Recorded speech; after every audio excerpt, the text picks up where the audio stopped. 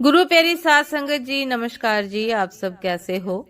आशा करती हूँ बाबा जी के श्री चरणों में अरदास करती हूँ कि मालिक की कृपा से, निरंकार दातार की मेहरबानी से आप सब बहुत खुश होंगे, मौज बहार में होंगे और अवश्य ही भजन सिमरन में होंगे।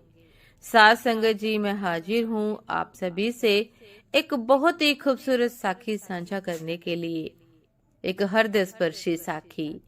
उम्मीद करती हूँ ये साखी आप सभी को बहुत पसंद आएगी और साथ संगत जी कुछ ना कुछ सीखने को अवश्य मिलेगा।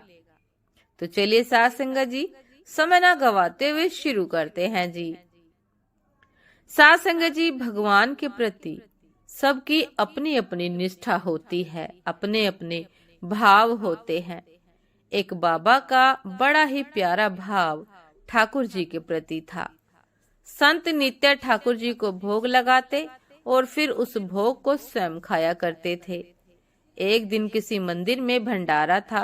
भंडारे में बहुत सारा भोजन बनना था और बनने के बाद पहले संतों को पवाते, फिर सबको मिलता। इसमें बहुत देर लगती। अब बाबा ने सोचा कि बहुत देर हो गई है, तो ये सोचकर बाबा ने मिश्री का भोग ठाकुर जी को लगाया और फिर मंदिर चले गए। फिर जब संतों ने पा लिया, तब मंदिर से, भंडार गृह से भोग लेकर घर की तरफ चले कि ठाकुर जी को भोग लगाकर हम भी पा लेंगे। जब घर के निकट पहुंचे तो सोचने लगे कि मिश्री का भोग तो मैं लगा कर गया था, अब इसकी क्या जरूरत है, और डोने में से उठाकर एक ग्रास खा लिया।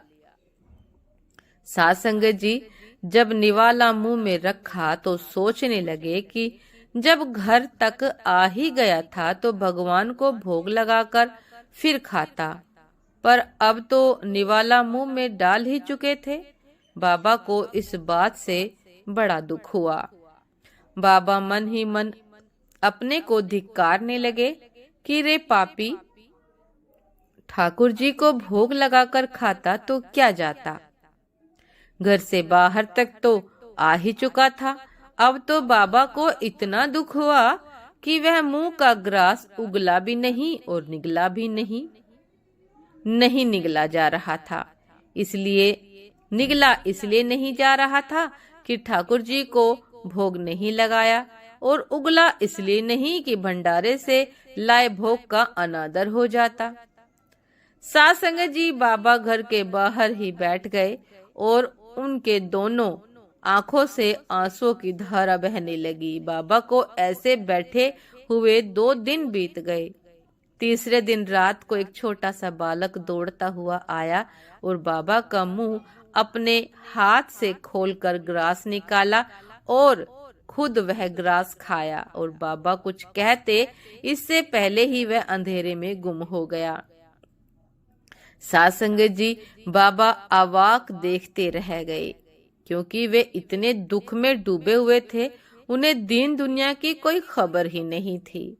कुछ देर बाद बाबा अंदर गए और ठाकुर जी के चरणों में गिरकर रोने लगे और बोले कि वाह प्रभु, अपने तुच्छ दास के लिए तुमने मेरे मुख का झूठा स्वयं खा लिया। सच है साध संगत जी, भक्त का भाव पूरा करने के लिए भगवान कुछ भी करने को तैयार हो जाते हैं, बशर्ते कि भाव सच्चे हों, बशर्ते कि भक्त के भाव अपने मालिक के प्रति हृदय से उठ रहे हों। साध संगत जी, ये थी आज की एक बहुत ही खूबसूरत साखी, एक हृदय स्पर्शी साखी। उम्मीद करती हूँ ये साखी आप सभी को बहुत पसंद आई होगी और आपके हृदय को भी अवश्य स्पर्श किया होगा। यदि आपके हृदय को भी स्पर्श किया हो साध संगत जी, तो लाइक, कमेंट, शेयर करना ना भूलिएगा। चैनल पर जो भी नए हैं कृपा करके सब्सक्राइब कर लीजिएगा, ताकि चैनल पर मिलने वाली सभी शब्द साखियों की अपडेट आप सभी को समय पर मिलती रहे। साध संगत जी, आप हमें इंस्टाग्राम पर भी फॉलो कर सकते हैं। इंस्टाग्राम का लिंक डिस्क्रिप्शन बॉक्स में दिया गया है।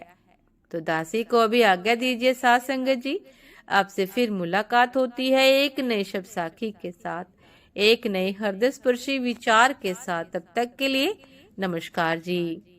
सदा खुश रहिए, मुस्कुराते रहिए, भजन सिमरन अवश्य करते रहिए। नमस्कार जी।